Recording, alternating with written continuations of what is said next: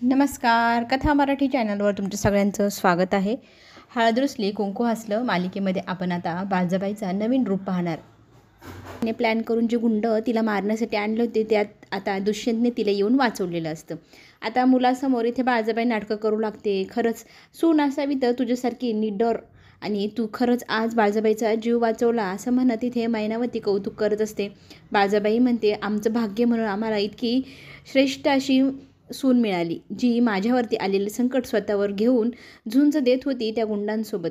असं कौतुक करत मुलासमोर इथे गवगवा करत असते ती सुनाचा. तिच्या मनात नसतानाही इथे कृष्णाचे गुण बाळजाबाई गात असते आणि मुलाला मग प्रश्न करू लागते, अरे तू तर गेला होतास, तुला आमच्यावर येणाऱ्या संकटाची चाहूल लागली म्हणून तू परत आलास का? त्यावेळेला बाळजाबाईला इथे दुष्यंत सांगू लागतो, नाही माझी मीटिंग कॅन्सल झाली, ती आता कधी असणार ते माहीत नाही. म्हटलं मग जाऊन करायचं काय, मग मी पुन्हा घरी वापस आलो असं म्हणत तो बाळजाबाईला उत्तर देत असतो. बाळजाबाई म्हणते, बरं झालं आलात तुम्ही. आणि तो आतमध्ये जातो तेव्हाच ती त्याला विचारत असते, आता पुन्हा परत कधीच जाणार नाही ना तू? तर तो म्हणतो, नाही जावं लागणार मला, ज्या वेळेला मीटिंग ठरेल त्यावेळेला मला पुन्हा बोलवल्यावरती जावं लागेल असं सांगून तो आत निघून जातो. इथे बाळजाबाईला खरंच बरं वाटतं की माझा मुलगा परत आला आहे. खरं तर इथे कृष्णा इथे कौतुकाने सांगू लागते की मी त्यांना सांगितलं होतं जाऊ नका, त्यांनी माझ्या शब्दाचं मान ठेवलं, माझ्यासाठीच ते पुन्हा वापस आले. आणि असं म्हणत स्वतःशी ती बडबड करते आणि बाळजाबाईला म्हणते, आलेच मी असं म्हणत दुष्यंतच्या मागे मागे त्याच्या रूममध्ये जाऊ लागते. इथे मात्र मैनावती आवर्जून सांगते की बघा सुनासाठी तुमचा मुलगा परत आला आहे आणि अजून काय काय तुमचा मुलगा ह्या मुलीसाठी करेल काहीही सांगता येत नाही. खरंच इथे दुष्यंत वापस आला ह्या गोष्टींपेक्षा मैनावती जे बोलली त्याचा राग बाळजाबाईला जास्त येतो आणि ती म्हणते, नक्कीच काहीतरी मार्ग काढावा लागेल. दुष्यंत घरी आल्यानंतर त्याची बॅग अनपॅक करत असतो आणि त्याला मदत करायला कृष्णा जाते. त्यावेळेला तो तिला म्हणतो, नाही तू काहीच करायचं नाही, मी सगळं माझं सामान लावणार, मला सवय आहे माझ्या वस्तू ठेवण्याची, तू काहीच करू नको असं म्हणत तिला गपचूप एक ठिकाणी बस सांगतो. आणि ती बसून तिथे त्याच्याकडे पाहत गालातली गालात हसत असते आणि तिचं ते हसणं पाहून इथे दुष्यंतला राग येतो. हे बघ तू ना अशी गालातली गालात हसू नको, माझ्याकडे अजिबात पाहू नको, मला फार राग येतो बरं का असं पाहिल्यानंतर. आणि तुला काय वाटतंय मी इथे तुझ्यासाठी परत आलो? मी कोणासाठी परत आलेलो नाही, मी फक्त तिकडे जाऊन काय करायचं एक हप्ता तरी म्हणून मी वापस आलो. मी परत जाणार आहे त्यावेळेला एकट्याच जाणार आहे, त्यावेळेला कोणाला नेणार नाही असं आवर्जून सांगत असतो. आणि इथे दुष्यंतशी बोलण्याचा प्रयत्न कृष्णा करत हसत असते आणि तो तिला म्हणतो, लांब राहायचं, बस बरं लांब. मग ती तिथे बसते आणि त्याच्याकडे पाहत हसू लागते. त्याला फार संताप होत असतो की तुला नाही सांगितलं तरी तू हसतच आहे, बंद कर तुझं हसणं. आणि हे बघ मी ना माझी मीटिंग ठरली की मी लगेचच परत जाईन, त्यामुळे तू जास्त हसू नको. आणि तुला काय वाटते तुझ्यासाठी इथे थांबलो आहे मी तुझ्यासाठी आलेलो नाही. त्यावेळेला इथे दुष्यंतला कृष्ण सांगू लागते, मला माहिती आहे, मला ठाऊक आहे, तुम्ही माझा मान ठेवला शब्दाचा, तुम्ही माझ्यासाठीच परत आला आहात, तुम्ही आत्ता जरी नाही म्हणताय तर हेच सत्य आहे असं म्हणत इथे दुष्यंत रागवतो आणि त्याचा कोट तिथे फेकून तो रूमच्या बाहेर निघून जातो. कृष्णाला खूप बरं वाटतं की आपल्या नवरा आपल्या शब्दाला मान देतो, ह्या गोष्टींनी तिला छान वाटत असतं. मैनावती मात्र इथे आपल्या बाळजाबाईंना अलर्ट करत असतात की तुमचा मुलगा आज सुनासाठी परत आला आहे, तो तिच्यासाठी काहीही करू शकतो, अगदी सत्यवादी आहे तो. आणि त्याला ज्या दिवशी कळेल ना त्याची आई काय वागली आणि काय खोटं बोलली तर तो अगदी तुमच्या विरोधातही तुमच्याच समोर उभा राहून विरोधही करेल, ही गोष्ट ती स्पष्टच बोलते. आणि हा सत्यवादी मुलगा एक ना एक दिवस तुम्हाला नडणार, तुमच्या विरोधात जाणार, अशा एकदम कठोर शब्दात बाळजाबाईला ती जागरूक करत असते. आणि जाग्या व्हा, स्वतःला सावध करा, स्वतःला स्वतःच्या मुलाच्या नजरेत नीट करा. तुमचा मुलगा तर चालला आहे हळूहळू सुनाच्या बाजूने, तिच्यासाठी तो लढायला आला आज, उद्या काय काय करेल सांगता येत नाही. त्यावेळेला बाळजाबाई चालते आणि हे बोलल्यानंतर आहे ना मैनावती बाळजाबाई बंद ठेवायचं, भाऊजी तुमच्या बायकोला सांगून ठेवा, आता मी हल्ली हे तोंड सगळ्या प्रकरणात लांब ठेवणार. आणि ती कृष्णा तिला काय वाटतं, ती या घरात घुसली म्हणजे ती माझ्या विरोधात काही करेल. आजपर्यंत तिचे सगळे काही गुन्हे मी सहन करत राहिले, आजपर्यंत ते दाबून ठेवले माझ्या मनात, पण त्या सगळ्यांचा बदला घेण्याची वेळ आता आलेली आहे आणि तो मी घेणार म्हणजे घेणार. ह्या ना त्या मार्गाने मी तिच्यावर पुन्हा एकदा हल्ला करणार आणि पुन्हा तिला ह्या सगळ्या गोष्टींना सामोरे जावं लागणार. तिचा कपाळमोक्ष हा ठरलेला आहे आणि तो मी करणारच. त्यावेळेला जयवंत ती आता इथे विचारू लागतो काय करणार, पण ती म्हणते मी बदला घेणार, मी कोणाला का सांगू, काय करणार. तिने केलेली माझी आजपर्यंतचे अपमान मी आजही विसरलेले नाही. अख्ख्या गावापुढे ती बोलली होती की हा न्याय नाही, अन्याय आहे, आणि ह्या अन्यायाविरुद्ध तिने सगळ्यात पहिले आवाज उचलला. तिच्या ह्या सगळ्या गोष्टींमुळे तिला माझी सून करायला भाग पाडलं, पण मी तिला अशी तशी माफ करणार नाही. आता पुढे ती आपल्याला असं करताना पाहायला मिळेल की ती बसलेली असते हॉलमध्ये आणि तेव्हा दुष्यंत तिथे येतो आईशी बोलण्यासाठी. आई त्याला म्हणते, मला खरंच खूप छान वाटते या दिवाळीनिमित्त तू घरी आला आहे, आणि दरवर्षी तू दिवाळीला नसतो, पण ह्या वर्षी तू दिवाळीला आहे, म्हणून मला खरंच खूप बरं वाटते.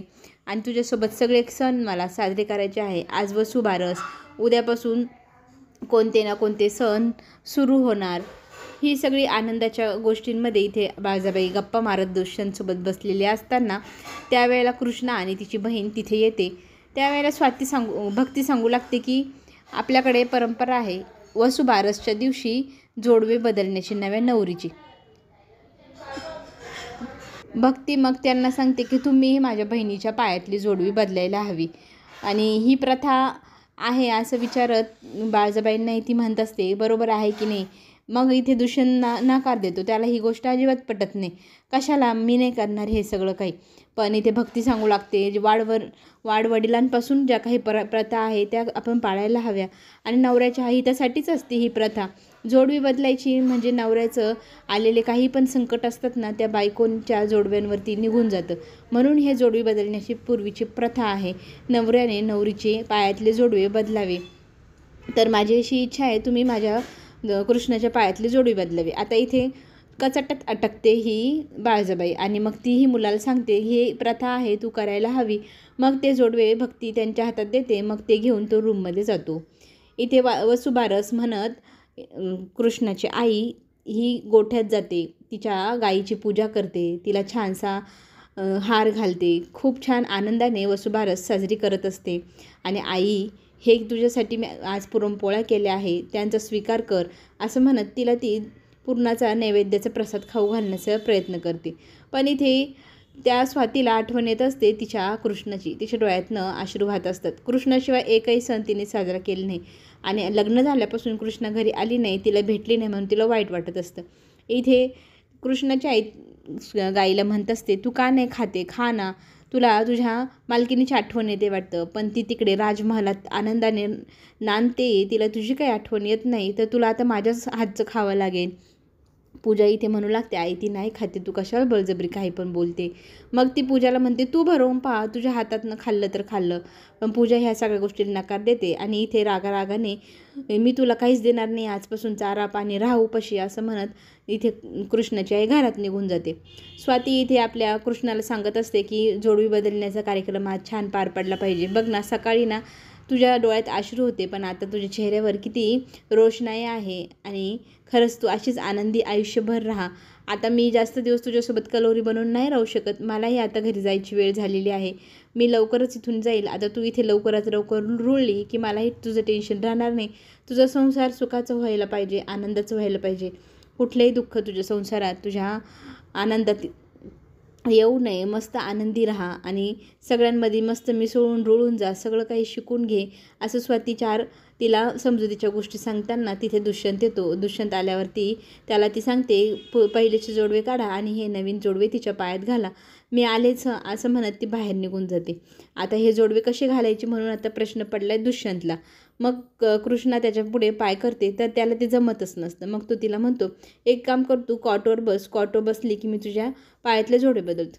मग ती तिथे गोंधळ घालते, मांडी घालून बसते. मग ती मांडी घालून बसते, मग तो डोक्याला हात लावतो. मग काय करू, मला काही समजत नाही तुमचं बोलणं. मग तो तिला म्हणतो, पाय पुढे करून अशी खाली बैस. मग तिथे दोघंजणं एकमेकांकडे बघत असतात, बोलत असतात. कृष्णा म्हणते, माझ्याशी प्रेमाने बोला, म्हणजे मला सगळं काही नीट समजेल. मग तो तिच्या समोर बसतो, मग ती पाय त्याच्या पुढे करते. मग ते जोडवे बदलण्याची प्रथा सुरू करतो इथे दुष्यंत. पुढील भागात आपल्याला हे पाहायला मिळेल की बाळजाबाई एक प्रथा सांगते की आपल्याकडे प्रथा आहे नव्या नवरीने कुलदेवीला जायची, तेही पहाटे लवकर एकटीने. आता ही प्रथा इथे आढळरावांना काही पटलेली नसते, पण इथे खरं तर बाळजाबाईचा प्लॅन आहे. पहाटे आपण पाठवायचं आणि पहाटे तिकडे गुंड तयार ठेवायचे. कृष्णा एकटी गेलेली असताना त्यांच्यावरती वार करणार, हल्ले करणार आणि कृष्णाचा याच्यात बळी जायलाच हवा असा प्लॅन असतो. पण इथे जयवंत म्हणतो जर तिच्यासोबत दुष्यंत गेला तर ती म्हणते नाही, मी दुष्यंतला जाऊच देणार नाही. मी अशी एक योजना केली आहे की फक्त ती एकटीच जाईल, दुष्यंत जाणार नाही. आता पुढे खरंच काय होणार हे सगळ्यांना पाहायला आवडणार. चला तर मग चॅनलला लाईक करा, सबस्क्राईब करा. पुढे